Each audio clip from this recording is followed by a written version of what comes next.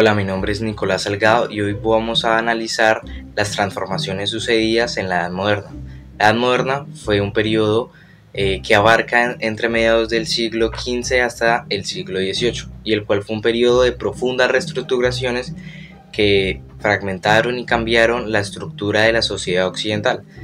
A su vez, vamos a abarcar principalmente las transformaciones culturales, científicas y religiosas, las cuales estuvieron ligadas precisamente a evoluciones fundamentales como el deber ser del Estado, las reformas religiosas y protestantes, los procesos de alfabetización y el avance tecnológico y científico en Occidente. Por lo tanto, abordaremos el contenido de esta manera: transformaciones de la Edad Moderna, culturales, religiosas y por último científicas. Transformaciones culturales. Como primero tenemos la cultura escrita y la alfabetización, el cual fue realmente que a mediados del siglo XV comenzó a darse, digamos que, una revolución cultural que permitió pasar del manuscrito al libro, y aunque la difusión de los libros pues siempre estuvo limitada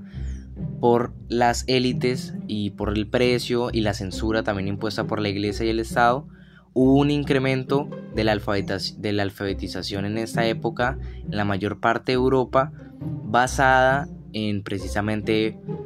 bases religiosas, donde las tierras tanto protestantes como católicas comenzaron a dotar a las poblaciones de conocimientos culturales que antes eran privadas de una minoría, y precisamente es porque antes hasta la parte religiosa más teológica y la lectura de la Biblia era algo reservado para las personas que podían permitirse una educación. Así nació precisamente la práctica solitaria de la lectura, y no solo en este contexto religioso, sino de diversos saberes. A su vez se facilitó precisamente esta devoción de la Biblia, modificando así, digamos, que la relación que tenían las personas de a pie con las divinidades y con la religión, y a su vez sirvió esto para la construcción precisamente del Estado moderno, ya que se apoyó precisamente en la escritura y en la alfabetización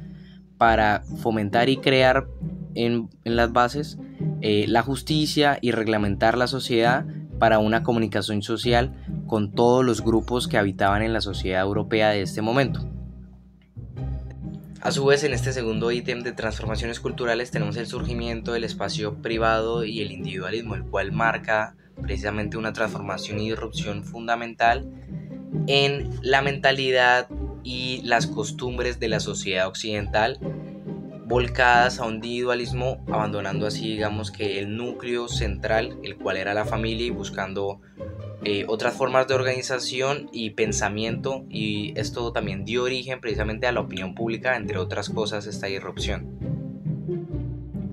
A su vez, en el siguiente apartado tenemos los movimientos culturales que se dieron en toda esta época moderna. El primero que voy a nombrar precisamente es el que dio pie a todos los siguientes, el cual es el Renacimiento y el humanismo, el cual fue casi que la primera de las manifestaciones culturales de las élites, donde se destaca la recuperación de todo esto antiguo, de la cultura clásica, de esta visión centrada en el hombre y la naturaleza, de un humanismo cristiano. Personajes como Erasmo de Rotterdam buscaban una reforma de la iglesia y un cristianismo más íntimo, alejado de los excesos y de las prácticas populares, digamos que volviendo a los valores más clásicos y grecorromanos. A su vez, en el siglo XVII, el barroco también se volvió una cultura y movimiento estrechamente asociado a la contrarreforma católica, y también el auge de este mundo cortesano, el cual buscaba impresionar y conmover a los fieles,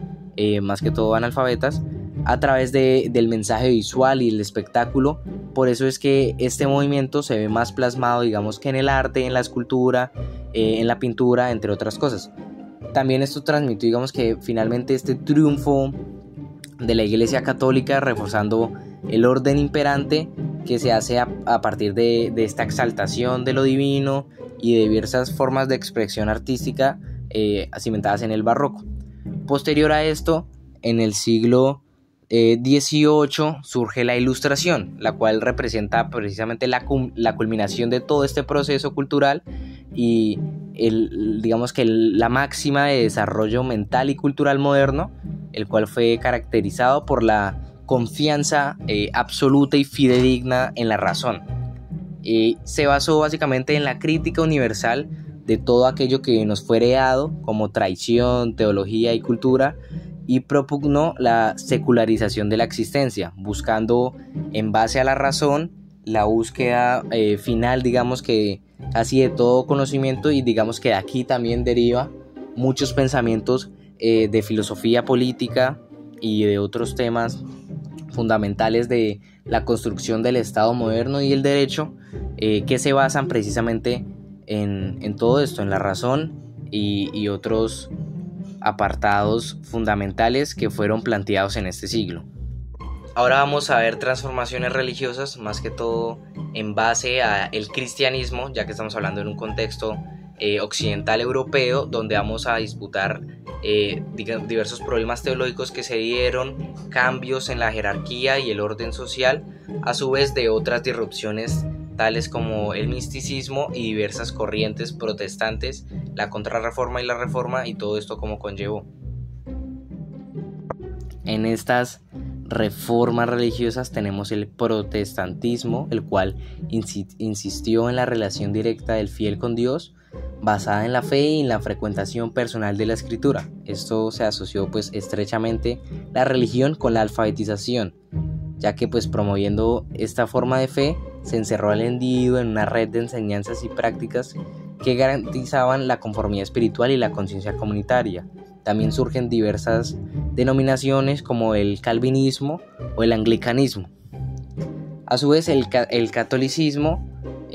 con su contrarreforma, también reafirmó los 7 sacramentos y el rol del clero, aunque también hizo hincapié, digamos, precisamente en la devoción personal, siendo una forma de desarrollar más la unión con Dios. Esto también se manifestó en prácticas como la meditación solitaria, en un oratorio privado o precisamente en el párroco, donde se llevan también diversas acciones como el examen de conciencia y la confesión individual, lo que pues se remarca en esta noción que nombramos antes en el apartado cultural de la individualidad. La Iglesia también realizó grandes manifestaciones colectivas como las misiones y diversas acciones sociales para renovar el espíritu del cristianismo entre las masas, usando el arte y diversos espectáculos para conmover e impresionar, ya que en este momento pues estaba bastante el cristianismo fragmentado. Como segundo punto tenemos el refuerzo de la disciplina y el control social, ya que tanto las iglesias protestantes como las católicas tuvieron el objetivo de articular las disciplinas obligadas con la creencia vivida en lo singular. La parroquia en lo católico se volvió precisamente el punto básico donde se centró toda la actuación de la práctica religiosa, y a su vez la contrarreforma también llevó la reorganización de la jerarquización de la iglesia a través de la transformación del clero. Como tercer punto tenemos el misticismo y las disputas teológicas,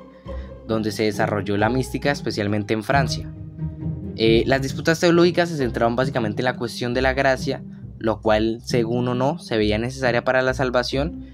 dando así diversas denominaciones como el janseísmo y el arminianismo en las partes católicas y protestantes, donde se disputaba principios teológicos como la Trinidad, la existencia de Jesús como Dios hombre y diversas cosas basadas en la gracia. La secularización y el escepticismo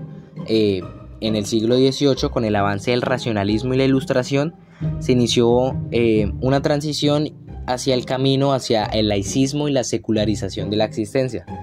Aquí surgieron movimientos como el deísmo, el cual trataba de sujetar la religión a la razón. A su vez, el ateísmo y la indiferencia religiosa aumentaron, especialmente en la Europa occidental, y se extendió un proceso de descristianización, el cual marcó una fractura entre la cultura religiosa y la cultura social de esta época.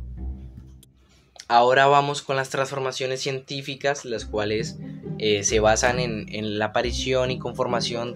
de diversos personajes que dieron las bases de las disciplinas fundamentales de las ciencias naturales de nuestra era contemporánea, donde están la física, la química, la matemática y revoluciones epistemológicas que dieron paso precisamente a métodos para hallar el conocimiento y hallar formas de construir conocimiento científico. Como primer ítem tenemos la ruptura con el conocimiento heredado, donde la ciencia moderna emancipó este paradigma teológico y tradicional, rechazando las explicaciones tradicionales, como por ejemplo de disciplinas como la física, donde Aristóteles y sus planteamientos seguían aplicados hasta ese momento, o la astronomía con Ptolomeo y otros científicos que concebían un universo más geocéntrico con dos mundos, uno lunar y uno sublunar. Este cuestionamiento a todo lo que ya se venía dado como dentro de este paradigma científico comenzó precisamente en el Renacimiento y dio paso a lo que conllevaría en los siguientes siglos del establecimiento de corrientes metodológicas científicas y además de avances y creación de diversas disciplinas específicas. Con esto se enmarca la revolución metodológica del siglo XVII, el cual tuvo como propósito hallar el método para llegar al conocimiento que consideraban cierto. A través de esto se desarrollan dos corrientes principales. La primera es el empirismo, el cual sostiene que la experiencia sensorial es la principal o la única fuente del conocimiento humano, oponiéndose totalmente al racionalismo, argumentando que no tienen ni existen ideas innatas y que la mente es una tabula rasa, una hoja en blanco que al nacer se va llenando y va adquiriendo conocimiento a través de la percepción y de la experiencia. Esto fue, digamos, que iniciado por Galileo Galilei, también respaldado consiguientemente por Sir Francis Bacon, y criticó este sistema tradicional que defendió que la naturaleza estaba escrita en lenguajes matemáticos y que el conocimiento debía enfocarse en lo cuantificable. A su vez, Bacon pues formalizó, digamos, que este método empírico y dijo que implicaba precisamente una observación crítica y la experimentación como base para elaborar leyes generales. El racionalismo, por otra parte, liderado por René Descartes, nos habla precisamente de que la única forma de hallar el conocimiento es a través de la razón, o sea, que la razón es la principal fuente y prueba del conocimiento, priorizando así la razón sobre las emociones y la experiencia sensible que podemos dar de los sentidos humanos, basándose en ideas innatas o principios lógicos para comprender el mundo. Este también fue, digamos, que el otro movimiento que se contrapuso al empirismo y que fue, digamos, que experimentado a través de las matemáticas, principalmente Isaac Newton, cuando publicó la física moderna a través de su obra, la cual se dice como Principia Mathematica, de 1686, donde formuló las leyes fundamentales del movimiento y la ley de gravitación universal, donde así pues se consolidó el método hipotético deductivo, el cual combinaba la experimentación y procedimientos lógicos a través de la razón y métodos alejados de los sentidos. También hubieron avances en la institucionalización, donde diversos campos impulsados por la invención y el perfeccionamiento de instrumentos científicos, tales como por ejemplo el telescopio, el barómetro, el microscopio, digamos que fundamentaron y acrecentaron la formación y tecnificación de diversas disciplinas de las ciencias naturales. Por ejemplo, la medicina, donde William Harvey completó el análisis de la circulación sanguínea en 1628, basándose en la experimentación y la observación. A su vez, surgieron diversas academias y sociedades científicas como la Royal Society en Inglaterra y la Academia de las Ciencias en Francia, las cuales eran fuera de las universidades y estaban ligadas a la difusión del pensamiento escolástico, promoviendo así la divulgación del conocimiento científico y de las disciplinas de las ciencias naturales. Esto también, digamos, posterior a esto, surgió en este autollamado siglo de las luces, donde la ciencia, digamos que siguió progresando sobre las bases newtonanas y donde se fundamentaron lo que hoy conocemos como la química, la física y la electricidad. Personas como Benjamin Franklin y Antoine Lavoisier contribuyeron significativamente a estas disciplinas y podemos ver en general que las ciencias naturales tuvieron casi que transformaciones significativas en avances tecnológicos y científicos con descubrimientos a partir de, primero, de su filosofía metodológica y luego a través de la experimentación propia y el descubrimiento de nuevas formas de hallar y crear conocimiento científico. Por último, en resumen y conclusión, como podemos ver a lo largo de todo el video, la Edad Moderna transitó de una sociedad colectiva, sacralizada y basada en la autoría medieval, la que venía antecediendo, hacia una sociedad donde el individuo, la razón y la experimentación, tanto cultural y científica, ganaron ampliamente autonomía, mientras que la fe o la religión, digamos que se redefinió hacia un estado de piedad interior.